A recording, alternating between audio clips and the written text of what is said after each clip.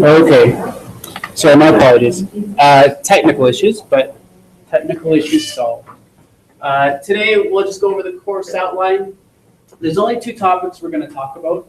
We kind of ran out of time, so we'll kind of table return to play functional testing. But we'll definitely go through EAP stuff, just some details to talk about, and also field assessment procedures, which is an extension from what you learned with EMR. Okay? Because that process you're going to need to know for the entire semester. So we'll start that day one. With respect to the course outline, there's just a couple things to clarify, just so again, to make sure we're all on the same page. I'm just going to go up to what is due. So just to be clear with the quizzes, they're all open right now. I did take a look at the Grade Center, and it does look like there's a lot of people that have started doing the quizzes. You can do them all now if you want. I think one or two people have tried at least 5 of the quizzes already. And it's all based on the content that we'll be covering that day. Therefore, the quiz closes the day before the class we actually talk about that material. Okay, just so again, the terms that we use in class won't be too foreign from you or for you because it would have tested you on it. Just to clarify, if you do one quiz 10 times, Blackboard will save the highest attempt. Okay, and then all your scores for all 7 quizzes will be posted, and Blackboard just takes the 5 lowest. So again, the goal is to score 100% on every quiz if possible. It's open book, it's collaborative, and you can do it as many times as you like. If there's 15 questions, chances are there's a pool of about 25 questions. So Blackboard just pulls whatever 15 questions from that pool. If you do the quiz enough times, you'll probably run into all the questions at some point. But again, if you're struggling with a particular question, if what you think the answer is correct because you have a resource that says it's correct, but it's incorrect, Blackboard keeps saying it's wrong, then let me know and I'll check to make sure that on the technology side there's no problems. Okay? So that's the quizzes. The scenario demonstration, all this is one person is going to stand or kneel down here and do a scenario either on the mannequin or on somebody else in the class that is posing as a patient. Okay? Everyone else will have a grading sheet and grade the actual performance. And I'll teach you how to grade a performance. In order to be able to grade a performance, though, you need to know what's right and wrong. Okay, so you need to know how to do the assessment also in order to be able to evaluate somebody. And that's the reason why you're doing the evaluation. So just imagine one person is going to be here at the front of the class, just like so. This is one of you guys laying on the floor. Gloves on, fanny pack on, there's stethoscopes, medications, gloves, all this stuff up here at the front that you'll be able to use for the scenario. You wait outside, we set up a scenario, door opens, scene is on. You come in, no fire, no wire, no gas, no glass. I have one patient, PPEs are on, eyes are tracking, level of distress, and everything you would say that you were taught with EMR on your approach. Okay, and then you approach, looks like they're unconscious, so you automatically grab C-spine, and then you begin the scenario. We'll tell you when the scenario is over. Okay? If you are the patient, you will be scripted to deliver information during the scenario. To be able to do that effectively, you need to know clinical presentations inside and out. You need to know signs and symptoms. You need to know what type of responses you would have to give for a particular history question. Okay? So as an example, I'll just pull this one out of the air. Let's just talk about mountain sickness. It usually affects people that live at sea level, but they go visit a place that is high up in the mountains, typically at least 3,000 meters up. Yeah, 3,000 meters up. And when they go to this place of higher elevation, headache, dizzy, nausea, right when they get there, until they acclimatize.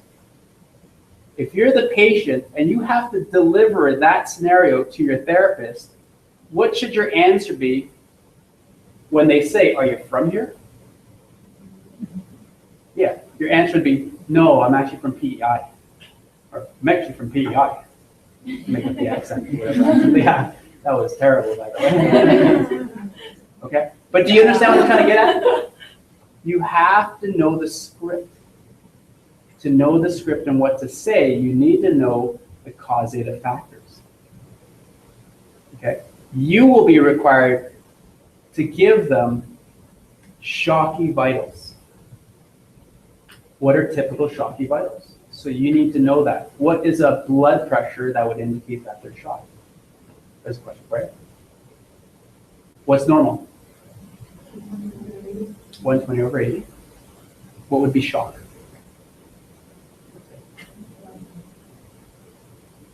So your lips move. Okay, so that's not shock, but that's abnormal, right? That's bounding. That's potentially heat stroke, or stroke, or head injury. Okay, when your pulse becomes strong and bounding. Okay, but if you gave that information for a shock scenario, then you've given them wrong information. So they might actually do something different based on what you said now. But that's why it's important that you know that 90/60 is hypovolemic shock. Okay? So it's one thing to be a therapist. It's even harder to be the patient. That's what the scenario demo is for. You will be graded as therapist, but you will be given feedback as the patient. For the 5% that this is worth, I take the average of all the grading sheets. Okay? Because once you become good at evaluating, which means you need to know how to be the therapist first before you evaluate someone being a therapist, being a therapist becomes easier. Okay? So that's the scenario demo. There's none this week, there's none next week. I have a sign-up sheet. Sign up whenever you feel like you want to go. Okay? But everybody on Monday has already signed up. Okay, you can discuss them among yourselves. I know the first person that gets it, oh, well, they get first dibs. You know, figure out yourself. Okay, if there's a week that doesn't work for you, then just figure something out. Okay, so I'll leave it here. You can do it after class during break. Just, you know, if there's a particular week, it's the only week you can do it, then maybe talk to someone and say, you know, this is the only way we can do it. So is it okay if we switch? All right, I'll leave that up to you guys to sign up. The first one starts last week of September. September 28th is the first one. Okay? So what kind of scenarios would you be giving us? Like scenarios that we were talking about in class? Yeah, exactly. So this is the process. I give you some information, it's already posted. You do that information, you take a quiz. The information that you read and the quiz information will be used on that class, for that class. The demo is based on that information also. Okay, so as an example, the first one deals with crutches, horseshoe, tensor, splinting, sling, and swab. Okay, so an easy scenario for that first demo, so if you want to sign for this one, this is what you might get. Unconscious, broken tip fit. Because splinting is one of the things we're doing that for. So I want to see your process. You'll do a rapid trauma at some point. You feel instability and crepitus. Have somebody stabilize. You check PMS. Finish off the rest of your assessment. Take vitals. Take sample. Blah blah blah. And then you have to put on a split, because that's what we're dealing with that day. So that's how we put together a scenario based on the content. Okay? You're in class. During class. So these scenario demos, we do the first 20 minutes. We'll talk about the content and the quiz. Confusion about the quiz, we need to clear up right away. The second piece is we do a scenario demo so everyone can see what the expectation is for the rest of class. After the first scenario demo, the rest of the class, an hour and a half, is small group scenarios. We kick three, so typically 3 groups, which is why there should be 9 people in the class. 3 groups of 3. So the one therapist gets kicked out, you wait outside, you grab a trauma bag, you put your oxygen together, get your gloves on, get your fanny pack on, stethoscope, blood pressure, everything ready to go. While you're setting up, your other 2 partners, one person will be the patient, one person will be the evaluator. The evaluator gets a grading sheet. The patient, I say, you're unconscious and you have a broken tib fib. You have to prepare your script for that. Okay? This is more complicated next semester because I'll say, you are a conscious patient, so now you have to come up with responses to history questions. You are a conscious patient, you're a diabetic, and you have a C-spine injury. Prepare your responses for any questions that you might be asked. You're also in shock, which means now you have to think about what vitals do I give when they take vitals? Yeah. You guys see how challenging that could be as a patient? That's what they do at the board exam. Okay. The most experienced person in the testing room is the patient. Khadijah is always a patient. I'm always a patient. The new examiners, the people that just got certified 6 months ago, they're actually checking off the boxes. Because all they have to do is see and check. But if I give the wrong response, like the way Tyler gave me strong and bounding instead of weak and thready, it'll throw off the entire scenario. So you need to know the clinical presentations inside and out. But that's why we do the scenario demo. So we can clear that up at the beginning. And then I challenge you to come up with the script when we break up into small groups. Okay? So in small groups, once the patient knows their script, the evaluator is ready to go, I go out there and I give the therapist a preamble. And this is the one I love to give. It's a hot summer day, 30 degrees Celsius, 90% humidity. We're in the mountains, and there's thunder in the background. So based off of those environmental conditions, now you have to think, okay, it's hot, so heat emergency. Thunder, lightning possibility. We're in the mountains, altitude steep is possibility. And that's all you know for now. Now, is it rugby, rock climbing? Is it soccer? So risk of sport. Now you have to come up with, okay, what is the potential now when I walk into the door, like when I walk into the scenario? I open the door and I just say go, and you go as if it was real. And then if the patient is conscious, they're going to talk back to you. If they're unconscious, they're going to lay there. If they're unconscious and not breathing, the patient has to hold their breath when the therapist checks. Right? Because the patient can't say, I'm not breathing, because that's not what they do in real life. What would you be looking for? Therapists.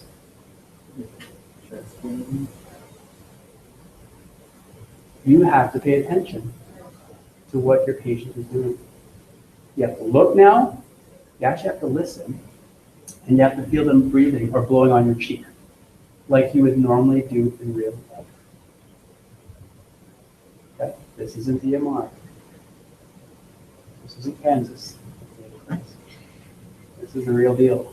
So we try to make scenarios as real as possible. Okay? If you're supposed to have altitude sickness and pulmonary edema, you have to demonstrate or act out labored breathing. Okay? That's why being a patient is pretty challenging. So that's why the scenario demo. That's why the small group scenarios, because your practical scenario exams are going to be just like that. Your skill exams, which is your midterm, is just show me this skill, show me that skill, show me this skill, show me that skill. Okay? Your supervisor one will be acted out. Your instructor scenario will be acted out, and your final scenario will be acted out as well. That's what you do in real life, and that's what we try to do. Now, the reason why we use this guy is because if I take your blood pressure and it's supposed to be hypovolemic shock, it's going to read 120 over 80. Right? So what we want you to do is actually trust your blood pressure skills. I can change the numbers on this guy to say 60 over 20.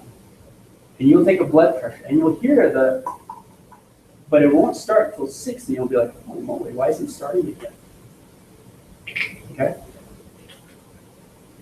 So we can change the numbers on you without having to tell you what the problematic numbers are. Now, on the CAT exam, the patient will be there and they'll just do whatever they do. The examiner at the table will be like, it's actually 90 over 60, but that's not real life. You're never going to have someone behind the real patient saying it's 90 over 60, right? You actually have to report what you find on the person. Report what you find is a term I use a lot. Report what you find means if you feel crepitus, say it. I'm not going to tell you there's crepitus. We're going to hide paper and Ziploc bags where there's fractures. If you feel something, just say it. I feel something. It's a cell phone. It's not part of the scenario. Good, though. I'm glad you're trusting that you feel something and you're reporting it. But report what you find. Vitals, crepitus, whatever. Okay, we'll take some chalk, blue chalk, bruise. We might even do it on your live partner. So when you get into small groups, we'll take some chalk while you're outside. We're going to color stuff on your patient. We'll hide some paper bags and stuff in their clothes. Report what you find. Okay. So that's the scenario demo. And those are the small group scenarios we'll be doing as well. That's how it's structured. Okay. That is your scenario demo. Okay, that's real life scenarios. Paperwork we talked about already. Practical skills exam, like I said, draw a skill, perform the skill. It's not scenario based, it's not injury based, just I want to see you actually do the skill. Okay, Mark had a little bit of input on during the scavenger hunt. He actually wanted to see how you guys were slinging people. So he said some of you did a good job, some of you did a terrible job. But that's another way we kind of tested you after EMR. Sometimes you don't think sometimes the EMR instructors don't do a good job of making sure everyone does slinging well. So there's opportunities for us to see where you're at. This is another opportunity. Taping videos are just like the peripheral videos, but we will discuss what 2 taping videos we want you to do from the midterm onward. So you don't have to do it now. After your skills exam, so we'll actually see you tape an ankle or a thumb again. And then we'll get into the conversation of, okay, well, what kind of tape jobs have you been doing at your site? And you'll tell me. We'll take a look at your logbook. We'll say, you know what, you haven't done this in a while. Why don't you make a video for this and why don't you make a video for that? And then you have the rest of the semester to do it. And you can videotape it while you're actually doing it on someone for real if you want. Okay, but you submit it the same way like you do in Perif. Instructor practical exam is exactly like the scenario demo. You wait outside, you get everything on, you come in, and boom, go time. Okay? Your supervisor practical exam. This one, same idea. They will act as the patient. You go in, gloves on, and you go. Full scenario. Your final exam, full scenario. So you have multiple opportunities to practice managing full scenarios. Okay.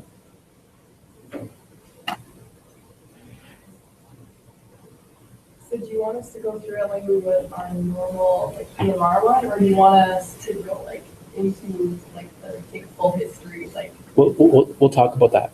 Okay, so that's the field assessment presentation that we're going to be talking about today. Okay, what I expect you to do, what I expect you to say. It's a little bit different than EMR, and there's a reason why we do it a little bit differently. Okay. What is the midterm? I'm not seeing it on Good question. So the midterm skills testing exam is this week. This is the schedule. These are your numbers. Now, whoever's in Friday's class is not on my schedule because Krista is going to organize that with you. Okay. Alyssa, is that you? Yes. Is there anybody else that's supposed to be on Friday? Okay, so on Friday. So just talk to Krista about when she wants to schedule you guys for the OP exam. So the skills exam and the scenario exams and so on. So she'll put a schedule together for you. Okay. But this is traditionally how I do my schedules in the past. It's this week in November. If this doesn't work, try to switch with someone. Or if the switch doesn't work for you, then any of these empty spots are fine too. But these are like emergencies. Because I get alumni to come in blocks. It doesn't make sense for them to come in just for half an hour and then leave.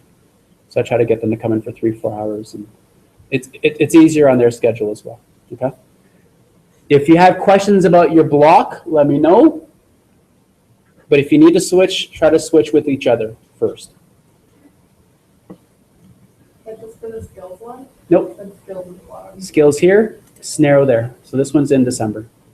These are posted in the classroom. If you make a change, just go to the schedule in the classroom, pencil the change in. You don't have to email me. Okay, just make the change on your own. It's up to you guys to figure out. Work with your schedules.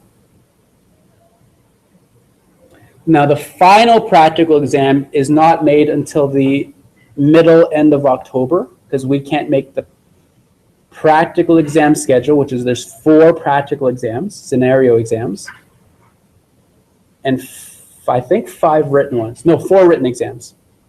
So the university schedules the written exams first, and then we plug in the practical exams around that. So that's why we don't have a practical exam schedule out yet. We have to wait for the written exam schedule first. Okay, but the practical exam schedule is going to be in a spreadsheet like this. It'll be posted in the classroom with your numbers. And again, if there's a conflict, if you choose to do 2 exams in one day, that's up to you. We schedule you for 1 exam a day. If you want to do 2, that's up to you to make a switch. Okay, but we'll cross that bridge when we come to it later on. Any other questions about the schedule? So there's questions about the practical exam, scenario demos. So I have class, both the ones that I'm scheduled for on here. Because of your lab or tutorial, right? Yeah. So just switch. Okay. Switch your practical exam time. You're not supposed to miss your lab time. Okay. If for whatever reason there's nobody that can switch with you, then talk to the instructor about switching lab times. Okay? But you're not allowed to miss class because of a scheduled practical exam with another class. Your actual class comes first. This is supposed to be more flexible. Okay, so start with changing it here first. Okay, and if you can't, then talk to your instructor. Be like, I talked to everyone, no one can switch, road trips here, classes here. And then see if you can do a straight switch with a lab, with someone from a different lab.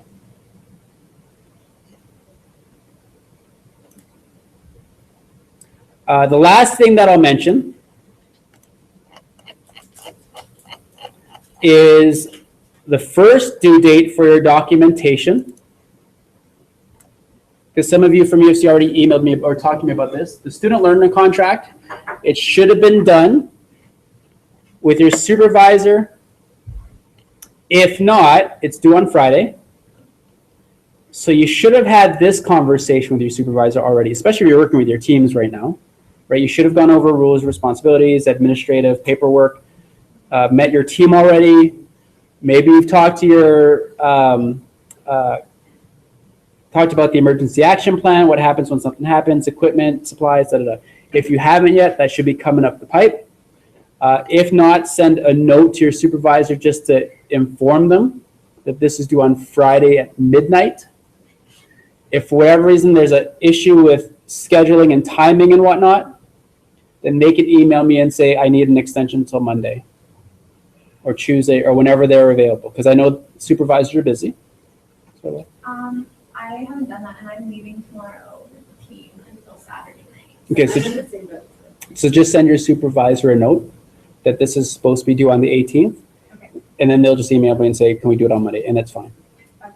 So do they have to like print this and then date that? Like how are we getting that back to you? So if you're here on Friday, you can drop it in my mailbox, or you can take a photo or scan it and email it to me before midnight. So you can be at your site, have it done, but don't come all the way back to Mount Royal just to hand it in. Just scan it, take a picture with your phone, and then email it to me. Okay. Sorry? So what is this? Okay, so this is, yeah. It's in on Blackboard. It's like listed in the course assessment. summary of assessments. It's on Blackboard. Okay. And this describes all the things, but it also has copies of your tally sheets. Okay, so you can print all this stuff out. This is the learning contract. So fill it out, have a conversation with your supervisor about your academic goals, duties, responsibilities at your site. Sign and sign. And then this is the first submission, just that box. So just, that's for Friday. So where is it on Blackboard? It's on the board. Course information, summary of assessments. For the whole thing due Friday. Just this learning contract, your first set of goals, and just have signed off that you've talked about this already. Okay, I just don't think I can get that done before Friday, so I won't be able to talk to her. Okay, so just connect with her email. Okay. Yeah. Send her the attachment. I sent this document to all the supervisors, so they have the actual document. Now the supervisors have put the onus on you to be proactive and approach them about it, so they're not going to remind you. Okay? So look at all the documents that are on Blackboard, read them over, and highlight any due dates. You are to approach your supervisor and say, I need this done by this date, and then they'll schedule it in. Okay, they're not going to tap you on the shoulder and be like, I didn't get this thing from you. They're not going to do that because they have a million other things to take care of other than just the students. They've got athletes to take care of and coaches to deal with. Okay? So at least start the conversation, send them an email. If you have some scheduling issues that interfere with the submission on Friday, let them know, and then we can extend it until Monday. Okay?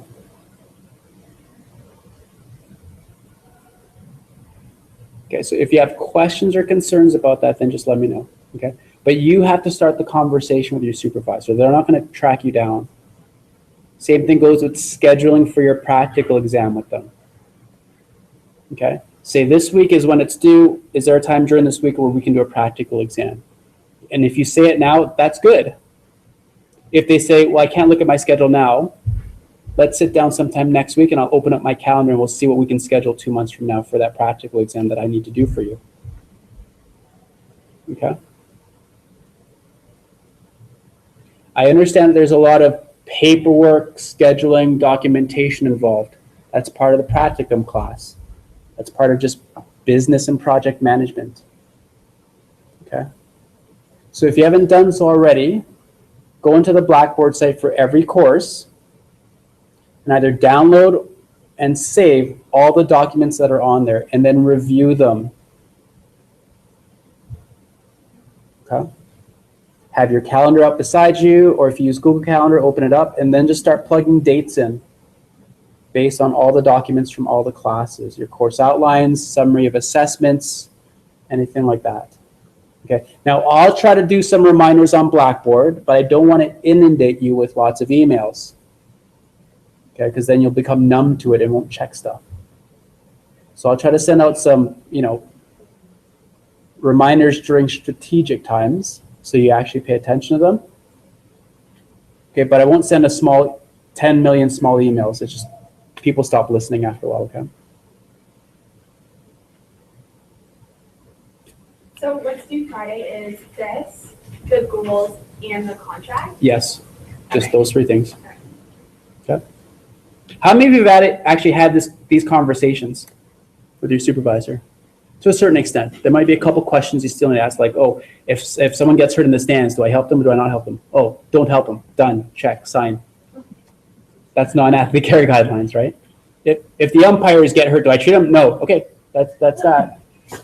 You're good. Initial date. That's all you need to know, though, right? Because what if something does happen? Do you know what to do? And if you don't know what to do, then you have to have that conversation. And that's why that checklist is there. If you already have a kit, this is already done. Right? Do we initial that or do they initial it? Your supervisor. What supervisor has done is they'll just put a big fat initial there and a big date right there. Everything was done. First meeting. Sorry, Tyler? We've technically never formally gone over that Yeah. with our teams, but like indirectly they've kind of gone through each of that a Good. little bit. So just run it by your supervisor and be like, we talked about this already.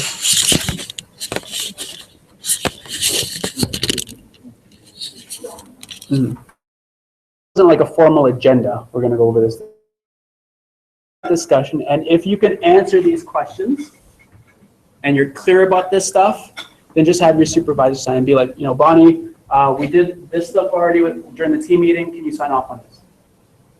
She might ask you a couple of questions. What happens if something goes down? Who do you call? She might ask you that question just to make sure that you are clear. So, and then she'll just sign the BS, not like it's Bonnie Suter, yes, and then date, and then you're good. So should we're asking our supervisor to contact you in regards to pushing it to Monday, or? Yeah, so if you run into a scheduling issue, this is how it typically works. So it's up to you to have the conversation with your supervisor. Just copy me on the conversation. I don't say yes or no to the supervisor because I don't know what their schedule is. Okay, so if they're busy, so Lauren, you were saying that they might be busy, you may not be able to touch base until Monday, whatever. Yeah, I'm gone. That's completely fine. Okay. So as long as I'm copied on the conversation, I just need to know the conversation took place. Okay. Okay, that's all. And that just tells me that you're being proactive. Now, whatever the decision is, like I can get it to you on Monday or I can get it to you Wednesday or next Friday, is fine with me. But it just needs to get done at some point. Right. Okay. I'm just a little, like, am I asking them to be able to do it on Monday or as soon as possible, or like As soon as I'm trying? possible. Okay. So say this is due on Friday by midnight. Can you sign this? Can we do this and get it signed by the deadline? And then they'll respond, no, full patient load. I'm going out of town this weekend. Blah blah. We can do it early Monday morning. And as long as I am on that conversation, it's fine. Okay.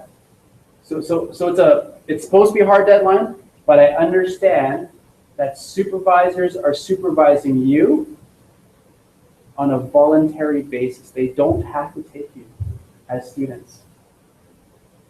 You're a big help though, especially for Melissa, because that's the whole, so many teams there and she can't be in two places at once. Same thing goes for Mount Royal, same thing goes with the other placement sites. You guys are a big help, especially when you start to develop your skills and you can do more and the sites can handle more. Okay? So we try to work with your supervisor, understanding that they're not in their position just for us. They were there already. Okay. So is that clear with the documentation then? Is that a little bit more clear? Okay. If you do have more questions or concerns, let me know. At the very least, just copy me on the email to your supervisor. Okay? I just need to know that you're being proactive about it.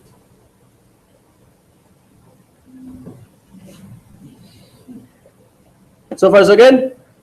Okay. So we talked about OP exam, paperwork, just an FYI, coach evaluation, and overall evaluation forms. There is a hard copy version in this document, summary of assessments, which are down here. Okay. Reminder that there's a mid-semester evaluation from the supervisor's perspective, and then it's done at the end. Tell me how things have been going so I can try to improve them at the end. Now the coach only does it once, end of the semester, just because there's so much flexibility in the or variation in the seasons and so on and so on. So it's a little bit easier if they just do it the one time. Okay. There are online versions of these too, and I posted them on Blackboard. So if you want to send them the online version via email, just copy and paste the link to them. They'll click the link and a form opens up and they just fill in the form. Okay. Once that's done, send me an email to say that they did the online form. Otherwise, I'll be expecting a hard copy or a scanned copy of these documents. So one or the other. Okay. Some coaches might tell you that they don't have objectivity to evaluate you because they don't see you do things. It's okay if you get an athlete to do this for you. What you're looking for is feedback on your professionalism, really, because it's hard for them to evaluate your skills because they don't know athletic therapy skills. Now, they could evaluate you on an ankle tape job. So yeah, they keep taping my ankle really, really tight. But they're on time. They dress professional. They're clear when they talk to me. I would hire them. Okay? So you could get an athlete or a support staff member to fill out this form if you want. Whoever has the best perspective really should be filling out that form, who is a non-AT. Okay? The deadlines for these forms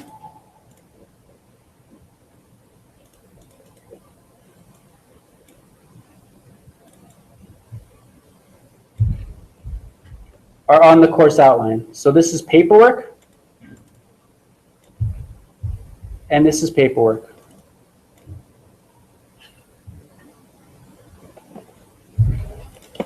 The summary of assessments document, I'm just scrolling up. This is the checklist of all the documents and the due dates to submit them to help you keep track. If you're confused, please let me know. Okay?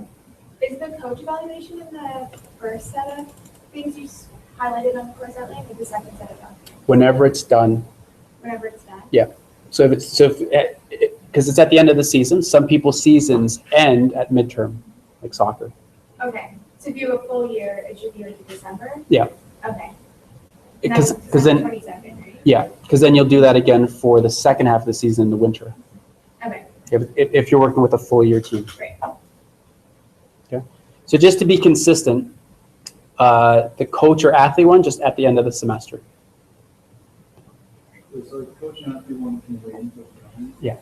But make the supervisor one, that needs to be done right now. A mid-semester, and then at the end. Is there a separate form for like in this semester? It's on the same form. Okay. Okay, so if you look at, when you download this, there'll be a mid-semester evaluation. And then the second page, the back, is the end of semester evaluation. It's the same elements that they're looking at. So what's the date for the mid-semester one? Yeah. Okay. So the Friday of this week. So how does the supervisor rate us on like team participation or leadership when they're not there at our practice? Like my supervisor Absolutely. hasn't seen me there once. Yeah, so that's why this is here. Oh, okay. There is a not applicable. So if the athlete, coach, or supervisor has not seen you do something, they just put not applicable. They can't comment on it. Okay? When you give someone feedback, it's based on something that's observable. Otherwise, now they're just making stuff up. Okay, and that's why I say, oh, that was fantastic, that was great, that was awesome, period. I don't just say that. I have to give you reasons why, based on what I saw. Otherwise, it means nothing. You are the greatest. That means nothing. Sorry, I just laugh because I watch a lot of sports and kids and stuff. Oh, wonderful job, Jimmy. And then they walk away. I'm like, why was it a wonderful job? Tell me why. Okay? And that's what I expect you guys to do when you're watching your classmates. Okay? So from a grading perspective, there's your expected performance, and then there's actual. Okay? Expected performance, what I expect to see, and what actually was done. The gap is called the learning gap. The smaller the gap, the closer you are to expectation, the higher your grade. Because you did what I was expecting you to do. Okay, so that's kind of the framework I use in my head. Okay. You guys good? I know it's overwhelming with the paperwork. So if you have questions, let me know. The one thing you could do is download the documents and actually sit, take some time and read it. Make a note of all the dates and what is due. Have a master calendar and plug them all in. Okay? In Blackboard, under course information, there is also a link, a document that is your portfolio. If you download and open that portfolio, so again, just like every document on there, download it and look at it, there's a table that has all the weeks in the one column and all the courses across the top. It's intended for you to put down due dates for every class during each week of the semester. When you do that with every class, you'll realize that the assignments have been spread out. Okay, I schedule due dates for all my assignments relative to other assignments from other classes. It sucks to have 10 assignments due on one Friday. So we purposefully spread them out. Now we could give you the master document that we used, but what we've noticed is people don't pay attention to the actual due dates. You pay more attention to things you actually physically write. So that's why you have a blank table. You write it in. Know when your due dates are and write it in. How many of you have the portfolio document open in front of you? Okay. So there's no, it's just like Monday, Tuesday, Wednesday, Thursday, Friday, like no classes on it. I don't know if that's supposed to be like that or. Oh, I'm sorry. You're right. So we did it that way so that in the actual cell, you can put the class number and the assignment that's due. Okay, because sometimes an assignment is due on Tuesday and one's due on Friday. So now you can prioritize during the week what you have to focus on at the beginning of the week and then at the end of the week. Okay. We used to do it by course, but people didn't use it. So. And the portfolio is just for our own personal use? No, I collect those. Oh, you did. Yeah. So with your logbooks, week by week, you kind of reflect, okay, what were the 3 things that were meaningful to me that week? The reflections for the portfolio, what's the one big thing field-wise that happened is what it's asking. So one big thing in September and October. So, oh yeah, no, this guy got his head chopped off, paramedics were terrible, and there was a fire explosion. Oh, it was a fantastic experience.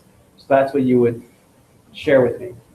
Then the second half of the semester, November, December, same idea. I just want to know what's happening at your site and what you've learned from the most. Okay. Now I used to do it every month, but it was just overkill. Okay, and some sites nothing happens. So I'm hoping that there's at least one thing between September and October that was like, wow, that was actually a fantastic experience. It could be practicum site, or it could be something in the classroom, something that turned the light bulb on. Reflect on that. And then why was that meaningful? Because it might give us hints as to what can we do in the classroom to generate more experiences like that for you. Okay. In the past, people have said the snare demo, they learned quite a bit from that. So then we try to enhance that part of the class. Okay.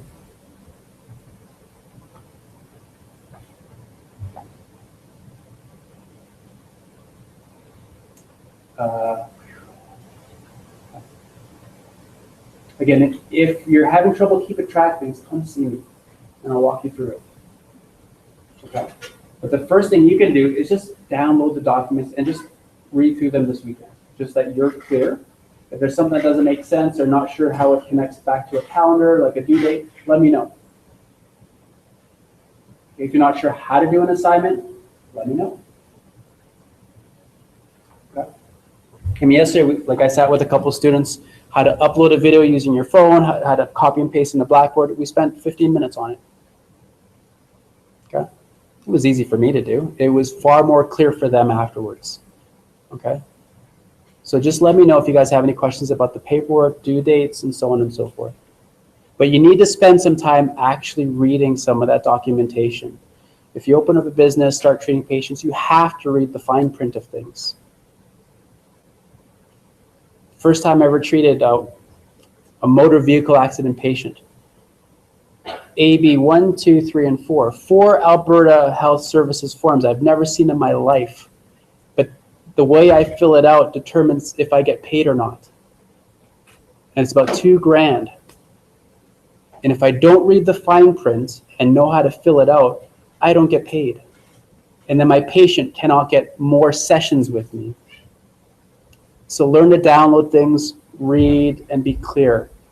And I wasn't clear, but I now have a friend at Peace Hills Insurance Company, Ian. We chat about AB 1, 2, 3, 4 because I've never seen them before. Okay? So just ask questions if you have any questions. Questions? Okay.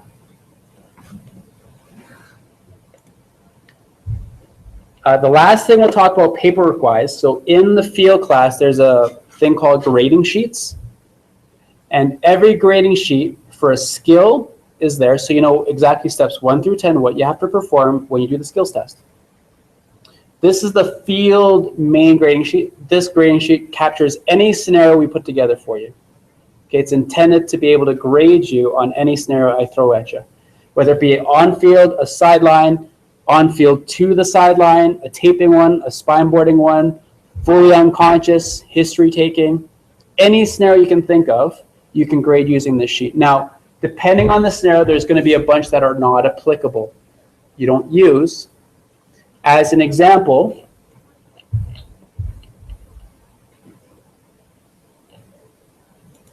I would not use this whole box if the person is conscious and talking to me. Right? That's ABC management, CPR, rescue breathing, choking management. If they're holding their finger, like, oh, my finger hurts, automatically that box is not applicable. Okay? But it does provide a place to grade someone if it's a CPR scenario. All these elements, or what we call checklist items,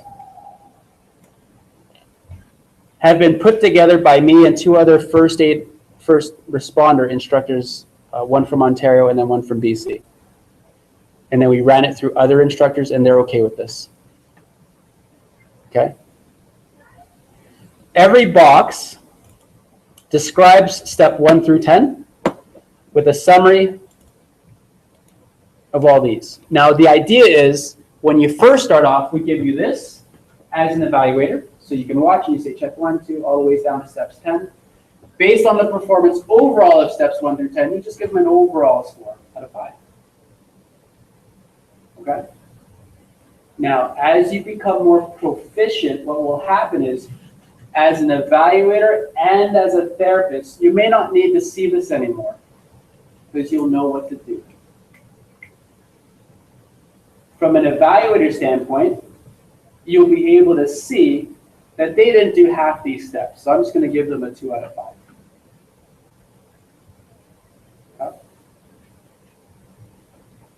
At the end of this semester, beginning of next semester, you're just going to get a grading sheet with a whole bunch of these. Because the assumption is, if I give you this, you already know what falls under it. Okay?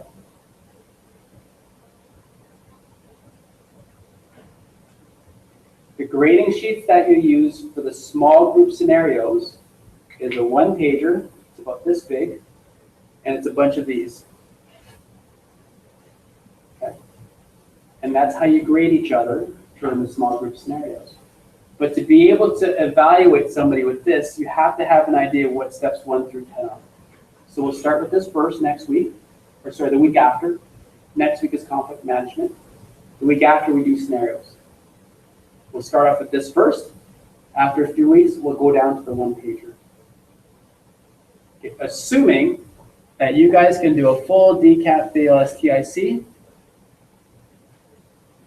without having to have a list in front of you, as a therapist and as an evaluator. Okay?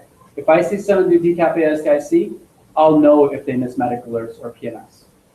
because that's in my head as part of the checklist. And if they miss that and there's a fracture that's significant, I'd give them a 2 out of 5. So that's how the main grading sheet is used, and that's how the main grading sheet is going to evolve into just a 1-page grading sheet. But you need to know the details first. So we'll start with this. This is on Blackboard. The smaller one is not. And I purposely don't share that with you yet, because I want you guys to know the details first. Okay? So that's the grading sheets. All this stuff could be found on Blackboard. Aside from that, that's paperwork stuff. Okay, and again, I didn't want to go over this during the orientation because that times 4 other classes is too much. Okay. So that's all I'm going to talk about with paperwork, unless you have questions. If you don't have questions, take a break, 5 minutes, just let it go. There's a punching bag, there's a track. Do what you got to do. Bathroom is down at the far end of the track. Water fountains, there's a water fountain by the punching bag. Come back in 5 minutes, and we'll actually get to EAPs and field assessment, okay?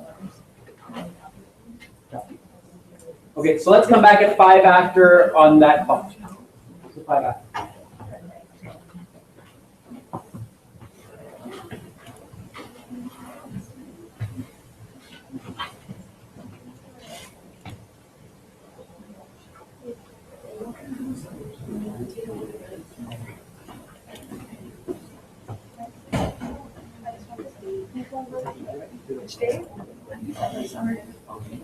How many people are on this scenario days? Just one person per day? 1 at a time, yes. So there should be 10 students at the most. In this class, I think there's only 9. So there's 10 spots available. So I'd say this week when we do equipment fitting and removal, how is this demo related to that, or is it? Who will it? It'll be like if someone like broke a collarbone, then you have to like see about removing their shoulder pads, kind of thing. I'm assuming. Have you talked about the doctor? I just love it. Taylor and I are So Raquel, we'll set up the scenario and we'll script it so you have to think like a football house. So that's the challenge of the patient. What do you say that will lead you through the football program? Okay. But there's videos and there's Monday. Do I? Get it over with? Yeah, do it. I feel like that's the next one. And wounds that has been oxygen shock that has been like wound. Think about it. If you have a wound, what do you do? Right? Put pressure on it, you elevate it, protect it.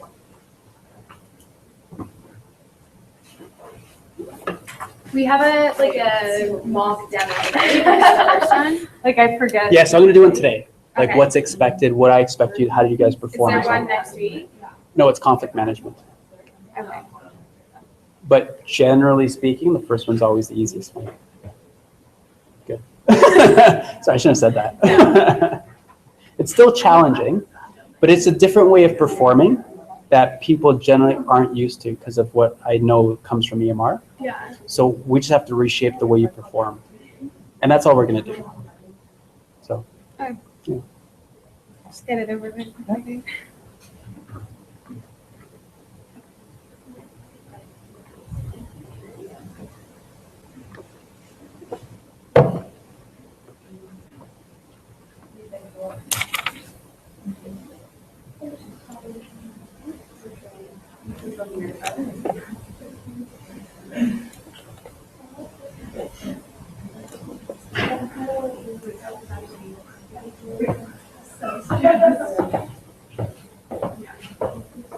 have you guys ever been out there before? That's the track. No. Yes. And you can go through that door as well. Yeah. Depending, sometimes we actually have people do their corner over there. Oh, really?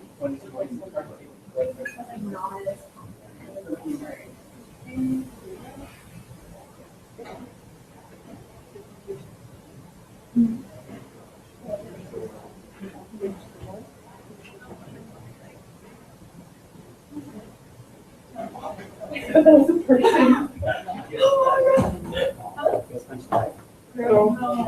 thought this was a real person. The vitals module, we're going to be in the nursing lab, and they've got 2 of these, and then other simulators that will demonstrate abnormal sounds and stuff that you can't really do on each other, right? Because he's rubber. I think that's the problem. I wonder where the ink I don't know. That's actually for decompression. For that one, for pneumo. What do you mean? So if there's a pneumothorax, you have to decompress the chest so that the lung can fill up again. So chest tube in the side, or they puncture the thorax. Oh, he even has teeth. You see when he's on, he actually blinks and his pupils dilate and constrict. That's a little. Oh my. Okay. So like, are you gonna keep them on when we're doing our scenario? No, when we're practicing vitals, we will, but generally speaking, at the beginning, like field 1, I want you guys practicing on real people. The only time we use him is if we need to change the vitals. So, Does our demo and like kind of like scenarios, are they all kind of like the same thing? But just not like the same scenario, but like the same structure? process? Yeah. Absolutely, absolutely. Are they the same like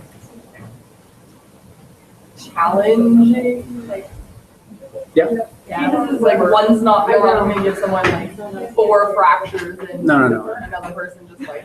No, the expectations change, like as the semester goes forward, and then into next semester into the spring. The expectations, the bar does raise, but usually every week there's an objective. And so for the first one, the objective is, let me see you do your EMR process, but verbalize in this way. And then the next week is EMR process, verbalize this way, but now also I want to see you splint. And then keeping that rolling forward.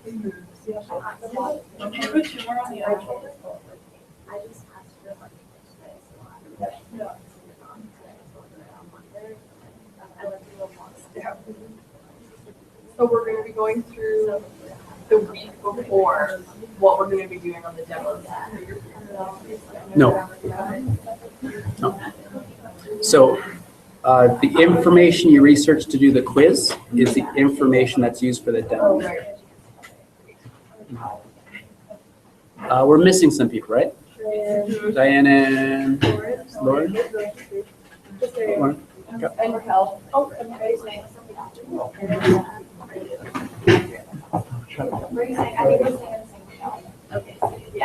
Okay, welcome back. We'll cover 2 things today. We'll spend just a few minutes on emergency action planning. And then we'll spend a little bit more time on field assessment procedures and what's expected when you do scenarios in class. So, emergency action plan, or EAP.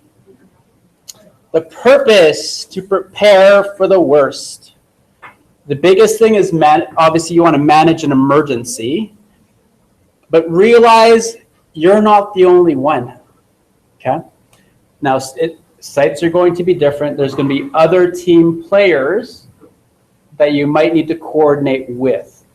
So that's why management via coordination with other people.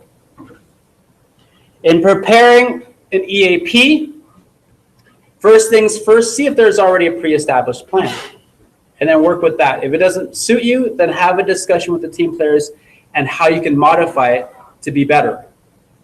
Outline everyone's roles and duties. Like we said, it's site specific, which means that you might have EAP for UFC, hockey, but the minute you travel someplace else, it'll be completely different.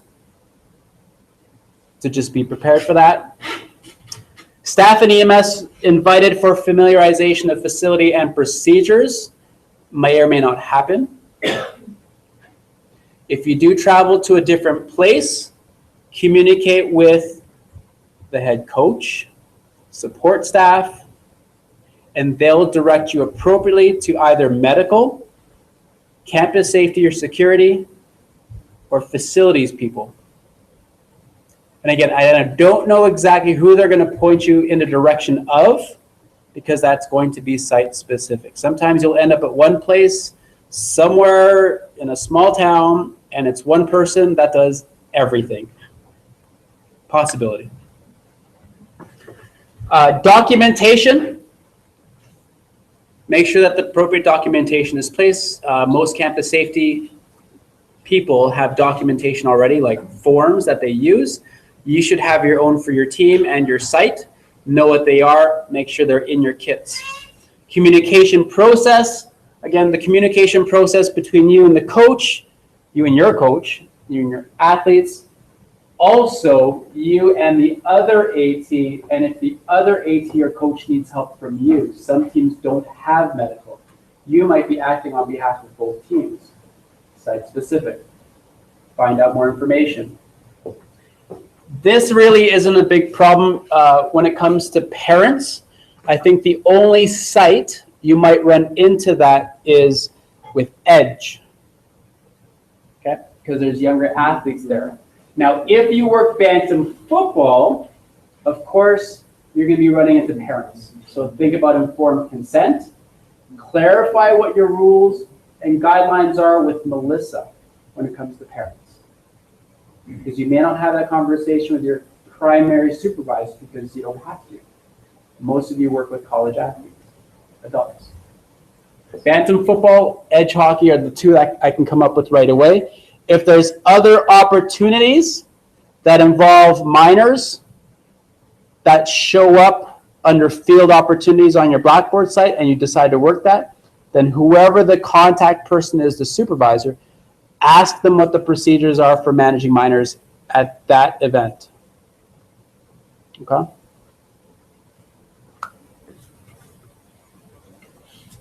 Three C's. That is common terminology that you will find on the CAT exam, on the quizzes. That's common. Charge person, control person, call person. And then there's EMS. Who are you for your team? Charge person. Okay, on the national exam, you're supposed to state this. I am the charge person. If anything goes down, I'm the one that'll be managing it, and I'll delegate if I need to know. I'll delegate the control, and I'll delegate the call person. So these are your roles as a charge person. You coordinate the medical if you are the home therapist. Now, if there's another therapist at a site that you go visit, then they're the ones organizing the EAP, and you're just a team player in their EAP. Delegates during an emergency, like we said, control person and call person, tell them what to do. In real life, your call person, charge person, your call person and control person can be who? Coaches, referees, security. How about a practice? Players, team captains. Okay? Delegate them. Okay? But don't delegate them during an emergency, out of nowhere. Plan for it. That's one of the first things you talk about when you first meet your coach and you establish a plan for the season. If I need help and there's no other medical here, coach is there, someone is there, a player who you think is a good leader that can act as a call person or control person. And this is what they would have to do. And then you meet with those people and say, if something goes down, this is what I need you to do. Okay? Establish that sooner rather than later. Informs opposition to clarify services available. That's if you're the home team person. Doctors, EMS, who to call, and then equipment, and anything else. Ensures that services and equipment are present and in working order. That is your role. I know for UFC football, you guys will have to turn on the oxygen, get the board. You guys are going to practice before a game anyways, so that's when you check the working order of all the equipment and supplies. Mount Royal, I think for basketball, volleyball, you're required to put the regulator on and turned on, so it's ready to go before and after games, well, before games. Okay, and I don't know what the other sites do. Clarify with your supervisor. Assistant Charge person, otherwise known as the control person. You are crowd control. You're an assistant. Typically, you bring supplies and equipment, whatever they need. If for whatever reason the charge person is preoccupied with one emergency and there's a second one, you're up next. You become a charge person for another emergency. It does happen, so be prepared for that. Therefore, when you have the conversation with some of the players and you're trying to figure out who to pick as a control person, one of the first things that should come to mind would be first aid training. Coach, is there anybody on the team that actually has their first aid, lifeguard, anything with medical? Can they be my control person in case I need help? So it may not necessarily be the team captain. Okay? Call person. And I apologize, I tried to turn this off. That's like karate chops. Call person, you communicate with EMS. So again, delegate. It's not always 911. Make sure you're clear about that. Arranges EMS access to the patient, so the charge person would tell the call person, make the call, and either they go meet the ambulance and escort them in, or they delegate security to find a good access point and delegate them in. Prepare for the worst. Figure out where the access points are and who's going to direct where. Could potentially inform next of kin, or that could be the charge person. Assist the charge and control persons with any other tasks.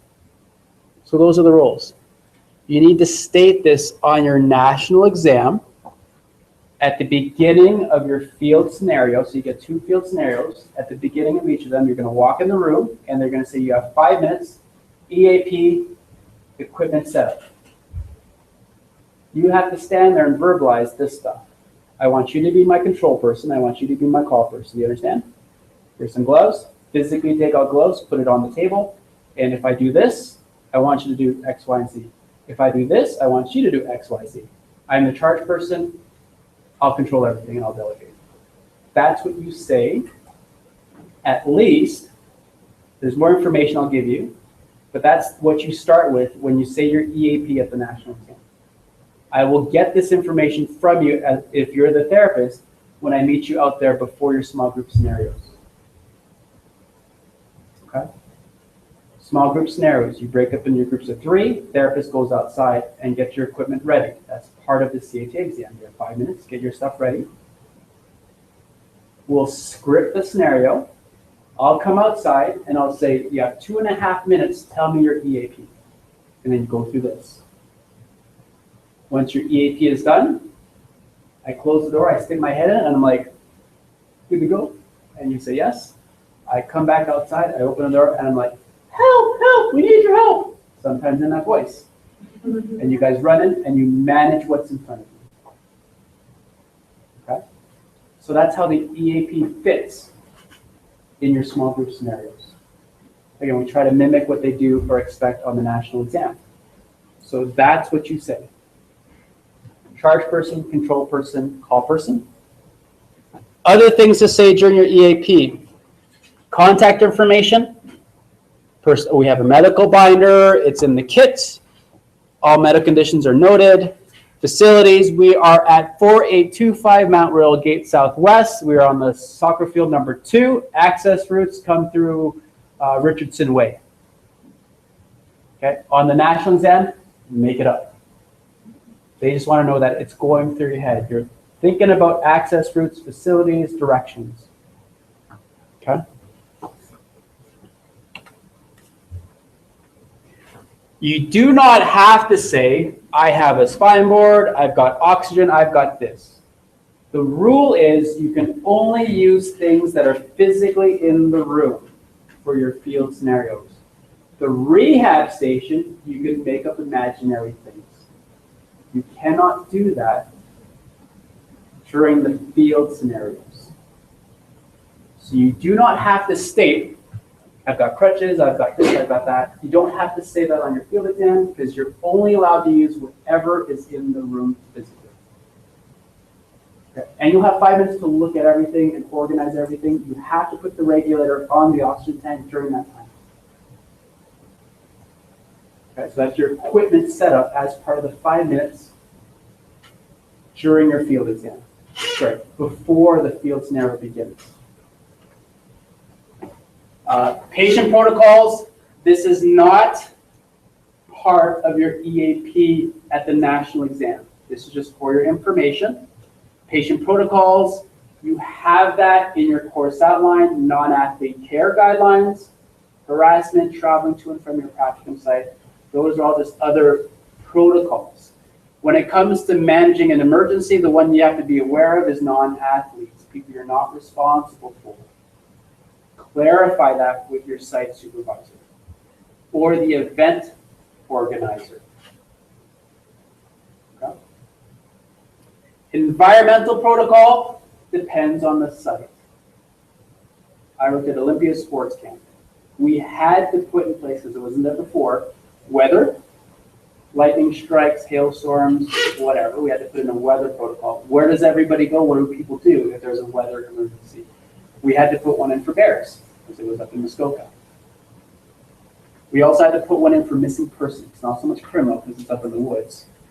Knock on wood, never happens. Well, to my knowledge, it's never happened, like a shooter on a campsite. But we have had missing persons. So we had a protocol for that as well. Site specific. Edge is going to be different than Hitman. Hitman's going to be different than Mount Royal. Mount Royal is going to be different than St. Mary's. See if they have specific protocols for that site. I know that UFC, I can't remember if it was this semester or last semester, summer, whatever, but they did a shooting drill, a shooter's drill, whatever you call that. Like if there's a shooter on campus, what do people do? So they had a drill for that. We had a fire drill the other day. That was just fire, right? So as a charge person, know what the protocols are if there's anything outside of the norm. Okay. EMS responsibilities, clearly communicate with the call person, that's the dispatcher. Okay. I don't ask you to memorize a whole list of different things to say, because they'll ask you. Okay, the dispatcher will say, okay, where is it? What's going on? Are we bringing circulation okay? What's your credentials? Da, da, da, da. Okay, and then wait for them to hang up. EMS cooperates with the charge person. Again, that phrase is very loose. Depends on the crew that you get. If it happens to be Owen and who's the other guy? Zach. If it happens to be Owen and Zach, and if they recognize you, they'll be like, oh, here's the board. You do it yourself. Owen's fantastic like that. He actually ran into some of our students at Shouldice. He's like, ha, you guys, here. And they just, yeah. But from a learning perspective, that's fantastic. The worst thing in my mind is someone that just pushes you aside and says, no, we got this. We got this. I hear that a lot from some crews, and that's not good. Okay? The most important person at the scene of an emergency is the first person that gets there, the very first responder, which in our case is us. Okay? Smooth transfer of care. I will give you a framework that you use. That if you have a patient, you have to say X, Y, Z. In that order, nice and smooth, clear, with confidence, professional demeanor. And they will, well, not that they will, but they should hopefully take that information and use it. Regardless, if they're not nice paramedics and they say, we got it, you just still say it. Okay? That's your goal. You transfer information smooth, accurate. Why is it important?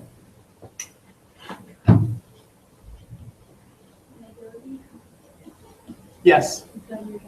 More importantly, what's the difference between this number and this number? Sorry. It's 1. What's the difference? Trick question. No difference.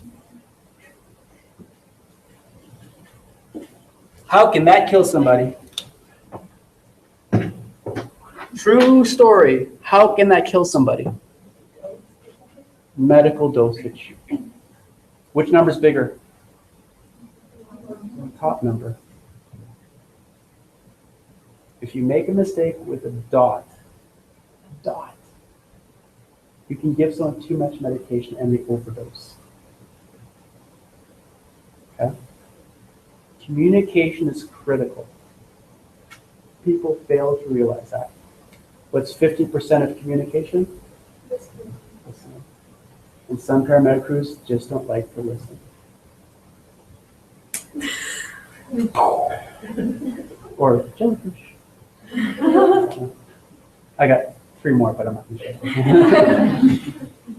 But do you understand how important that is, communication? If I tell a story over here, whispers there, whisper there, whisper there, by the time it gets all the way down to here, would it be exactly the same story? Well, you don't know that, right? No. It could end up being a totally different story if the communicator and or the listener doesn't do a good job. So if you don't do a good job saying something nice and clear, that's how much I live too. If the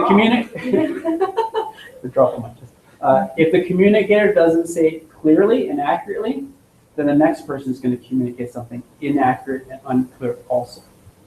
And by the time it gets to the emergency room physician, overdose. And we don't want that. Okay? So smooth transfer of care. There's a framework that we use. Clear, accurate, with confidence. Okay? Assist in the preparation for transporting a patient, or other people assist you. So when you get somebody like Owen throwing the board, you can tell him to grab the ankles. He's good like that. Okay, and a lot of Chris Linnell's assistants over the years that are in the back of an ambulance that show up at your sites, they'll recognize athletic therapy and they'll let you do it. But are you easily identified as an athletic therapist? To me, that's one problem. So get some gear. Okay?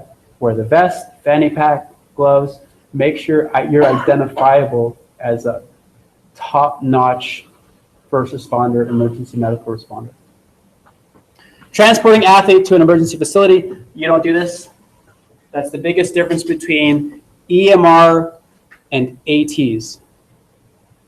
Okay? And we'll talk more about that when we get to field assessment.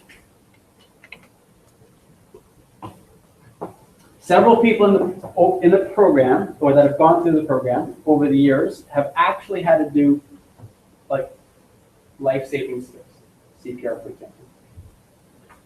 In situations where there's life or death or morbidity, it's important to document the lawsuits and stuff.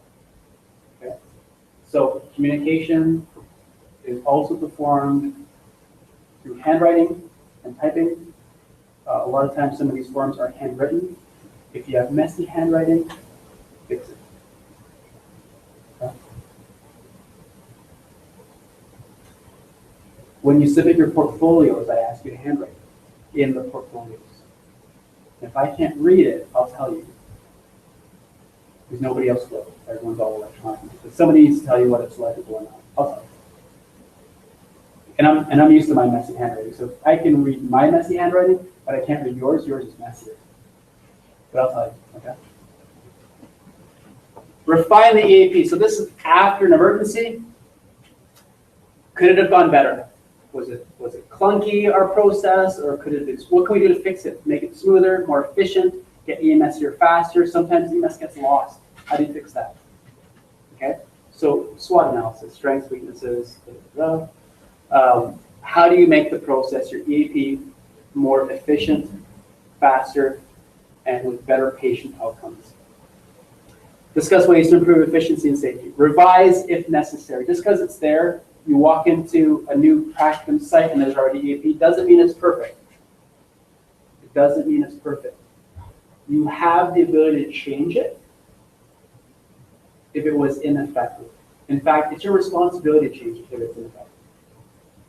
If the AED was hard to get to, it killed 3 minutes off your time because it took you 3 minutes to get it. And that's why the patient didn't survive. Then you need to move the AED. It's your responsibility, okay? Practice. UFC football does a fantastic job. Before every game, you guys do a full, boarding, equipment review. You guys do that. So that's what you need to do if your site doesn't do that.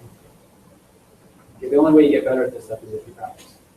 Last but not least, and this is never used to be important. Okay, the last couple of years though, like I've started hearing stories of some of our alumni doing CPR on people. Just as an example, there's somebody from UFC in the summertime playing volleyball up north somewhere, just in the high school gym. Her and her brother, volunteer firefighters. So a 16-year-old goes in cardiac arrest. She had to do CPR for about, I think about 45 minutes. Yeah. A guy in her department who works for the sport and development, he tells a story about how him and a buddy and his buddy's dad, who can't think of his dad, went to cardiac arrest. And he had to do CPR. Him and his buddy, who was a firefighter, had to do CPR for 2.5 hours. Okay. So the physical part is pretty strenuous, let's be honest. The mental part, how many of you heard like post-traumatic stress syndrome for EMS personnel? Yeah, suicidal even.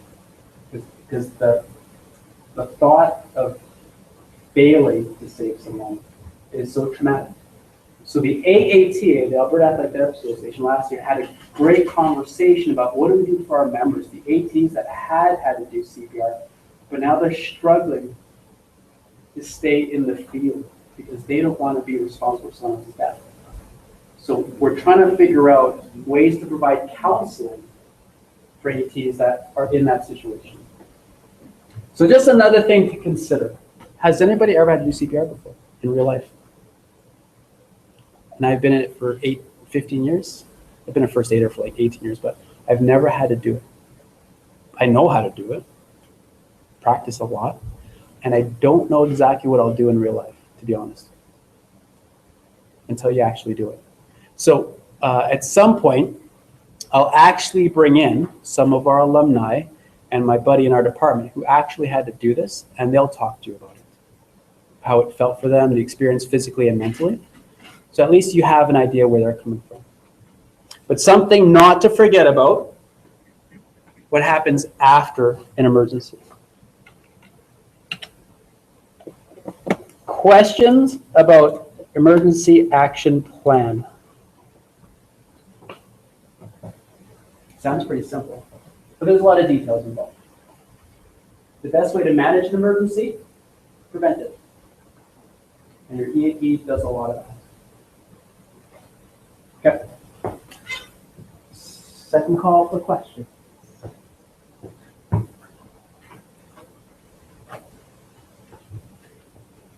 not going to do a magic trick, by the way. Field assessment procedures. You guys did EMR.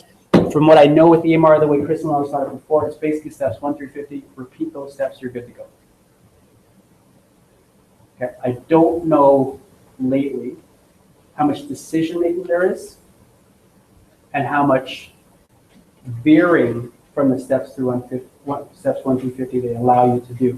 The reason why they do that is because that's how they assess the board, like that's how the board exam is run at the Alberta College of Paramedics level. So if you want to become a registered EMR, you basically repeat steps 1 through 50, you're good. ATs do something different on their board exam. Okay. Myself, Janelle, Khadijah, Mark, we've all been part of the committee that makes the exam. Okay. I am an exam developer. That's my title for CBOCAT, Canadian Board of Certification in Athletic Care. CBOCAT, so CBOCAT. Yeah. We're not. So it's evolved. After doing my PhD, I volunteered as a consultant to help them create the new version of the exam, which was first done in June 2014. So it is what it is now because of everything that's been done before. Mark, Janelle, McAllister, Khadijah from back then. they've left, and so I've joined. And there's a few of us that have now been constructing our AT national exams similar to medical schools, physio schools, chiro schools, and so on. Okay. Critical thinking, decision making. That's what we're looking for. Okay. For lack of a better cliche, there's many ways to skin a cat, right? Or cats. Because of that, there's a lot of grading sheets now that only have overall ratings without steps 1 through 50. Kind of like I was talking about with the grading sheet, right? At first, you need to know steps 1 through 10, and then the overall rating. Most grading sheets at the board level, national certification exams, are just overall ratings. Because you could assess somebody by doing steps 1 through 5 only and still get to the same diagnosis. Similar, somebody can do steps 1 through 10 and not come up with a diagnosis just because they're just repeating things. And I've seen it happen. I was a model for a simple shoulder injury in a clinical assessment. They did steps 1 through 50 in the right order at a good pace. Hands were good, but they couldn't put the pieces together. Their iOS was way off. They ended up doing about 15 special tests, and the one test that would have confirmed the injury, they just forgot. So they did 15 special tests with about 30 seconds left. And this after palpation, they were still like, I have no idea what it is. So 29 minutes in, they had no idea. 1 minute left, they decided to empty can, and they knew what the injury was. When they left, everyone behind the table said, I'll never hire that person. No critical thinking, just a monkey repeating, and that's it. So in saying that, you can do steps 1 through 50 as long as you critically think and get to the right spot, know what the injury is and manage appropriately. Or you can do steps 1, 3, and 5 only, get to the same diagnosis, manage appropriately. You'll still pass. Okay? But you need to get the diagnosis correct and manage appropriately. So I'm just going to jump to the graphics because it's a better way to understand the process. This is straight out of EMR. What you'll recognize is the same step by step until you get to here. This happens on the field. Secondary survey happens in the back of the ambulance. The big difference between EMR and AT, we don't go in the ambulance. So this continues on the field. That's the first thing you need to realize. Okay? The second thing to realize, everything that's green, life or limb threatening. That's why it's called a primary survey. You're looking for life-threatening things or limb-threatening things. Fracture with a missing distal pulse is limb-threatening. You'll lose an arm. Life-threatening first, limb-threatening second, everything else after that. That's the order of priority. Okay? That's your primary survey. If they are unconscious, you cannot take a history. So you just do a secondary survey, which starts off with vitals. This is what you were taught, correct? Now in EMR, you're doing vitals in the back of the ambulance. Here, you're still on the field. After your vitals, you repeat DCAP, BLS, TIC, DRT. You repeat it. If available, gather information.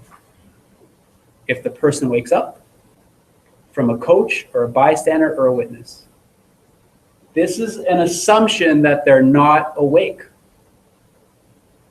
But if there's a possibility to get information, get it, but that's not the priority. Okay, so this is a scenario when if they're unconscious. Once you've done your secondary survey, monitor, reassess, recheck interventions. Interventions are in red. Possible interventions in your secondary survey, this is what you could potentially do if indicated. What would indicate treat for shock?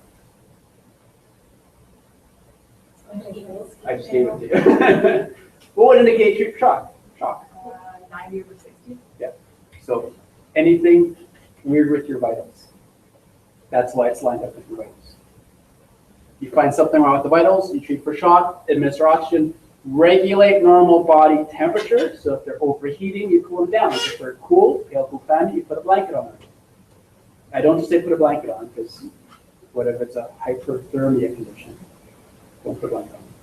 Regulate normal body temperature is what I use. Elevate the legs, asterisk, if there's no injuries to the lower body or thorax or brain. Okay. So just an asterisk. And these are the different things you could potentially do based on what you find with DCAP, BLS, TIC, DRT. You only do a secondary survey if they are unconscious. Okay? You approach. You do your primary survey. Realize that they are conscious and talking to you.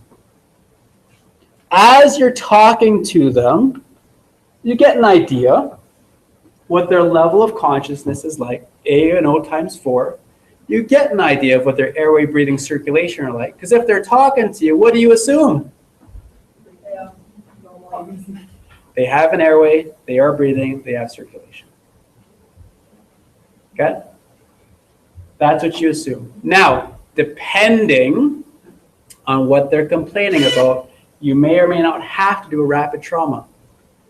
Now, the difference between a rapid trauma assessment and a secondary survey head to toe, this one's a secondary survey, this one's a primary survey.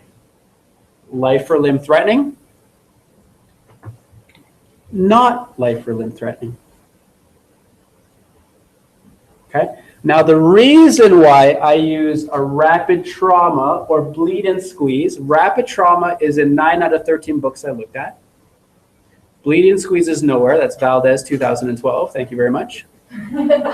Just made that up myself because it's got a little bit of a ring to it. Bleed and squeeze. Sorry, you don't have to extend the L on that one. Bleed and squeeze. What's confused people in the past is when they do this and then they see it again there. A lot of people see this and they're like, oh, I'm doing my secondary survey. You are not doing your secondary survey at this point. That's a rapid trauma. This is supposed to be, some books say, at most 90 seconds. This one could be longer. This one you're taking your time. This one you're quick, deadly bleeds, limb-threatening injuries, either bony or soft tissue. The reason why I call it a bleed and squeeze is because some books say after circulation you would deadly bleed check. And so people say, okay, I'm just going to do a swipe. And then they move on to their vitals. But what if they have a broken pelvis or a sucking chest wound or a broken arm with a missing distal pulse? You haven't addressed it, and it's limb-threatening or life-threatening. So what I ask you to do is check for blood and squeeze. Check for blood and squeeze. Check for blood and also squeeze. That's why I call it a bleed and squeeze. What were you taught in EMR? Deformities, contusions, blah, blah, blah. It's the same actions, just different terminology. Okay? When I say rapid trauma and you say rapid trauma, we are still in the primary survey. Life or limb threatening. Okay? That's the big hump that people have difficulty getting over between EMR and the transition into PT. Is that right there? So if you want to use DCAP BLST because it's just hard to let go of that, use it, but realize it's for life or limb-threatening injuries. Try to use, if it's better for you, the term rapid trauma assessment or bleed and squeeze. What I used when I wrote the exam 15 years ago was soft tissue, bony, or fluid abnormalities. Only one book uses this acronym. And the funny thing is, nobody else in the country uses that same book. There's other acronyms out there like DOTS is another one. That's out of another book. Soft tissue bone or fluid abnormality is something I made up, just like bleed and squeeze. It's just, I understand it better when I say it that way. Bleed and squeeze. Okay, we're looking for life or limb-threatening stuff. Deadly bleeds, and I'm going to squeeze for limb-threatening injuries.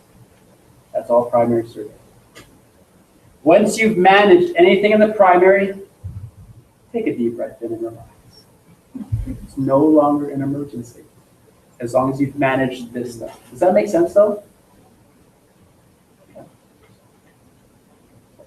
99% of the things you will encounter at your sites does not involve primary survey. I know we stress it a lot because if you mess up, somebody may die or lose a limb. But the chances of something primary survey happening is very low. So why is it important for paramedics to be at football games? It's not important for them to be at football games. That's why they're not there. 99% of things that happen are from a focused secondary or from a sideline assessment. Your ankle sprains, your ligament tears. No one's going to die if they twist their ankle. The coach might think so, but no one's going to die. So once you're done with your primary, take a deep breath in and relax. Then take your time and think about what you're presenting with. Okay? If they are talking to you, focus secondary. It's HOPS. History, observations, palpations, special tests. If it's trauma, if it's medical, you do sample. You will know if it's medical or trauma. How? Tyler, what will they say if it's trauma? Yeah, a lot of pain. And? What? Ow, somebody hit you. Or I turned, or I got, you're going to feel something. What would they say if it was medical? Yeah. Help me. Help me. What would they complain about? My chest hurts. Oh, will someone hit you there? No, it just started hurting. It just started, I don't feel well. I feel like throwing up. I feel so hot. Okay? There will be no mechanism of injury if it's medical. If someone's going to hit you, there won't be any mechanism of injury. No pop, crack, crunch. I'm not feeling well. Boom, medical. Well, let's do sample. Oh, somebody hit you? Where did they hit you? Pop, crack, crunch. Number out of 10. Pain go up and down, numbing and tingling. Your PQRST questions. From your first question, mechanism of injury, you'll know if it's medical or trauma. If it's medical, your priority is sample and then vitals, and then manage appropriately. If it's trauma, PQRST, observations. It's a clinical assessment all of a sudden. What are you looking for observations? Shard. It's an acute injury. It just happened. Swelling, heat, altered function, redness, deformity, discoloration. That's your observations. If you see something really wrong, like an obvious deformity, bone is sticking through the skin, do you have to palpate? All these steps are intended to give you more information so you can figure out what it is. If he tells me, ow, I got hit, crack, it hurts here, and I look in that spot and there's a bone sticking out, do I know what the problem is? Do you need to do more investigating? No. It's an open fracture. A crack. It hit me here. It's out through the skin. I can see it. You don't have to palpate and do any of this. Just say it. Okay? And that's the difference between EMR and AT. I'm not expecting you to start doing active range of motion, but the bone is sticking out. Don't do that. Okay? So, if one step clears, you move on to the next to gather more information. If this step clears and you're not sure again, gather more information. And you just move through this process until you have enough information to say, I know what the injury is, and this is how we're going to manage it. Example. I got hit in the arm. I didn't hear any sounds or sensations. P-cards, I got. Okay, well, let's palpate. Well, no, let's observe first. I don't see anything. No sharp. Well, let's palpate. Does it hurt right here? Yeah, it hurts right there. Oh, that hurts. Okay, well, let's squeeze to see if it's stable. It feels stable. What have you just ruled out? Skeletal. That's what the S is for. Assess the deep tissue first and work your way more superficial. I tested the skeleton by palpating and doing a compression or fracture test. Done. The most severe thing has been ruled out. The next structure, non-contractile tissue, articular. Do Lockman's, anterior drawer, joint mobs. If that all clears, what do you think the M stands for? Muscle. Last thing you test. Active range of motion. If there's no fracture, if the joint is stable, ask them to move.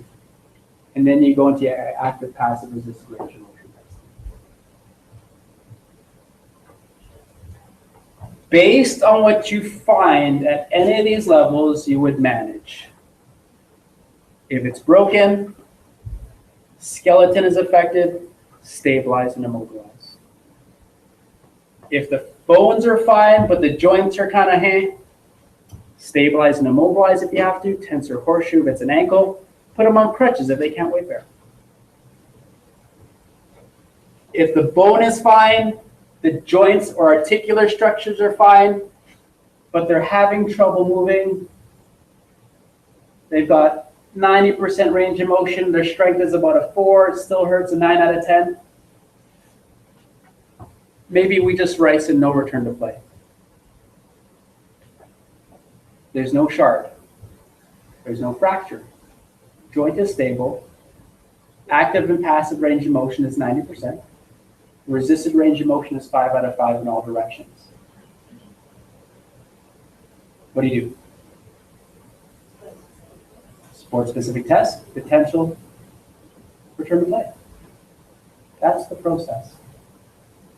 Okay. So does that make a little bit of sense? So if they're conscious, you cannot do primary surgery? Good question. So this is what I expect you to do. EMR. Door opens, you walk in. Say your approach. One patient. What else do you say? Deformities, blood, don't see any. I back up. You either on the level of stresses. There's none. Skin looks normal. Eyes are closed. They're not tracking me. I don't see any deadly bleeds, triprism, deformity. Next up, grab C-spine because we're unconscious. Hey, wake up, wake up. They don't wake up. Well, let's say to answer your question. Here's your question, right? Okay. Let's say they do wake up. Hey, how's it going? Fine. What hurts? Oh, my leg. Tell me what happened. Somebody hit it. Pop guard crunch? No. Have you heard it before? No. And numbing and tingling? No. Your neck feel fine? Yes. Happy. Does that hurt? No. Can you move it? Yes. C-spine rolled up. You know where you are? Yes. What's your name? I know my name. What time is it? I know the time. What time of year is it? I know the time of year. So the voice is changing. Because of that short conversation, I'm going to say they're alert and oriented. I don't success C-spine. ABCs are fine. Because they're alert and oriented, only complaining about there, and I didn't see anything else, I'm going to not do a rapid trauma. Let's continue with the history. History is done. Hurt your leg, exposed. I don't see shard. What's next? After O, palpate. Does that hurt? Yeah, it hurts a little bit. Well, let me see if it's broken. You didn't say crack, but you'll never know. I do a fracture test. Does that hurt? No. What's next after bones? Articular. It's the middle of the leg. I'm not going to do any ligament tests because it's the middle of the leg. What's next? Muscle. Can you extend your knee? Oh, that hurts a little bit. Full range of motion with pain. Relax. Let me do it for you. What am I doing now? Passive range of motion. No, that doesn't hurt. Okay, hold it there. Don't let me move you. I can't. It hurts too much. 3 out of 5 paying. I just did resisted. Based on range of motion and resisted range of motion, do you think this person can return the play? No, 3 out of 5 strength, not full range, probably not. That's my process. Okay? And that's what I expect you to do. If you're not going to do it, say it. So I know you're not forgetting, but you chose not to do it. The difference is EMR, you do it. Okay?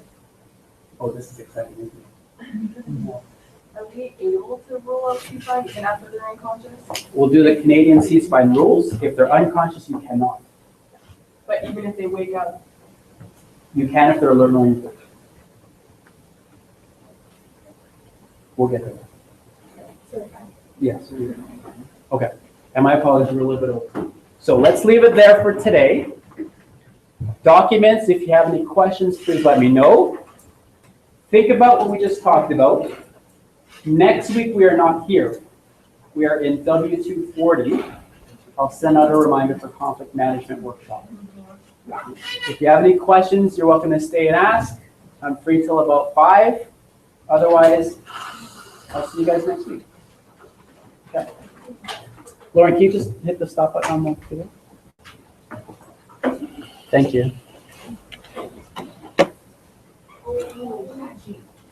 sitting up.